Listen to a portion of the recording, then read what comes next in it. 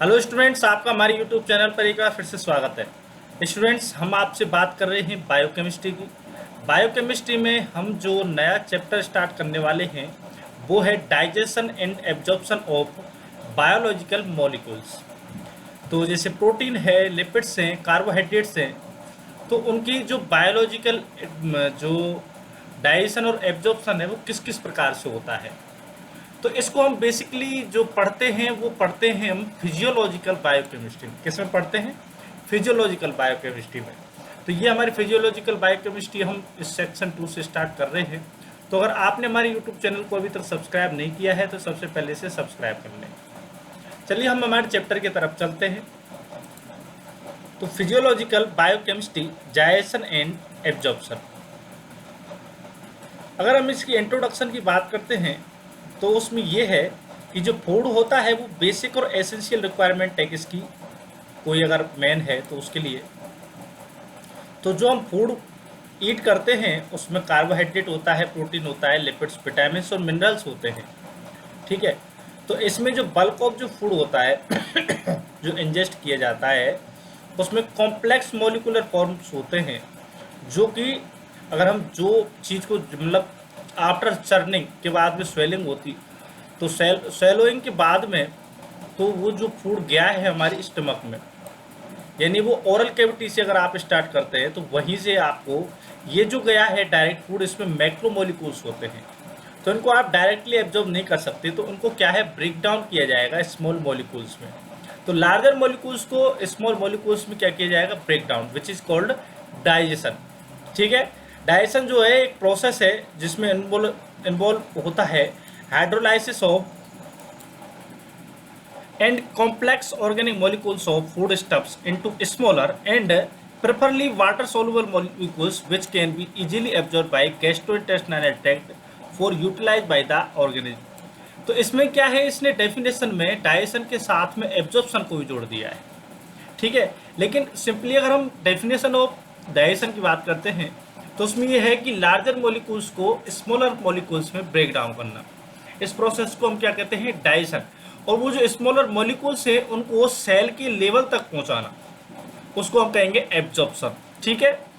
चलिए, digestion of macromolecules also promotes the absorption of fat soluble vitamins and certain mineral. तो दो प्रकार का एब्जॉर्प्शन होता है, एक तो वाटर सोलुबल है और एक वाटर इनसोलुबल, जिसे हम फैट सोलुबल कहते हैं। ठीक है। Cooking of food and mastication in the mouth significantly improve the digestivity of food stuffs by enzyme.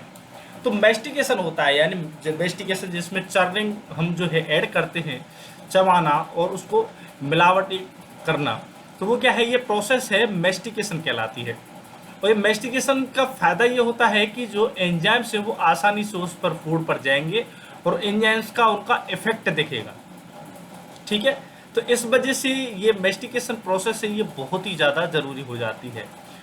तो और कुकिंग अगर अच्छी तरीके से होगी तो एंजाइम्स की जो एक्टिविटी है वो भी अच्छी रहेगी। गैस्ट्रोइंटेस्टाइनल ट्रैक्ट की बात करते हैं तो digestion as well as absorption are complicated process that occur in the gastrointestinal tract, GIT involving many organs. ठीक है।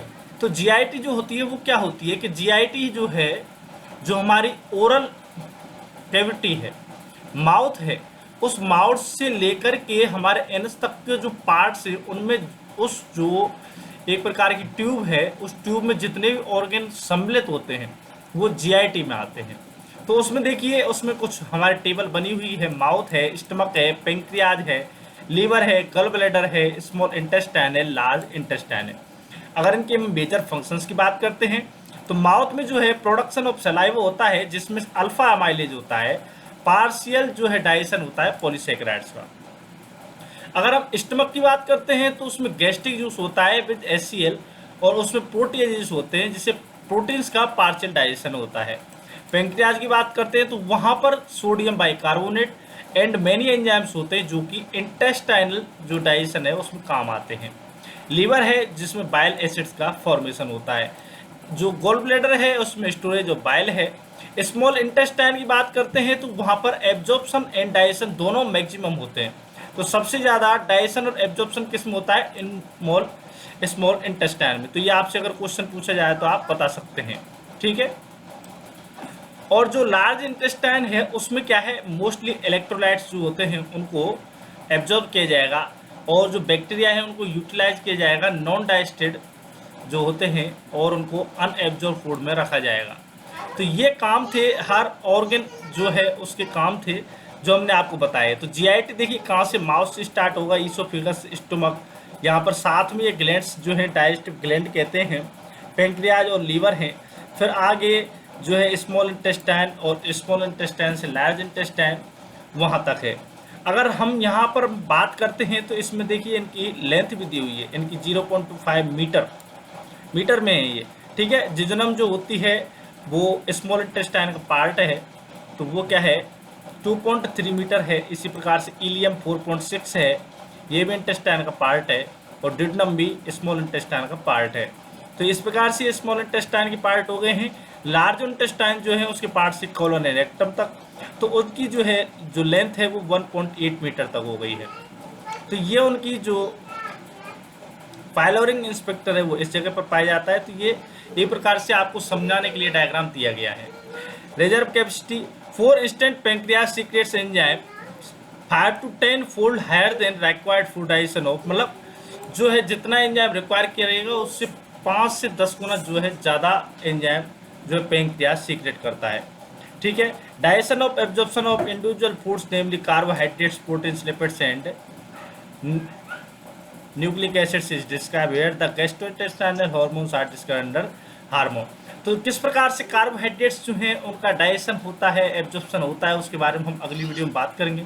तो अगर आपने हमारे यूट्यूब चैनल को अभी तक सब्सक्राइब नहीं किया है तो सब्सक्राइब कर लीजिए, वीडियो को लाइक करिए, कमेंट करिए, शेयर करिए। धन्यवाद।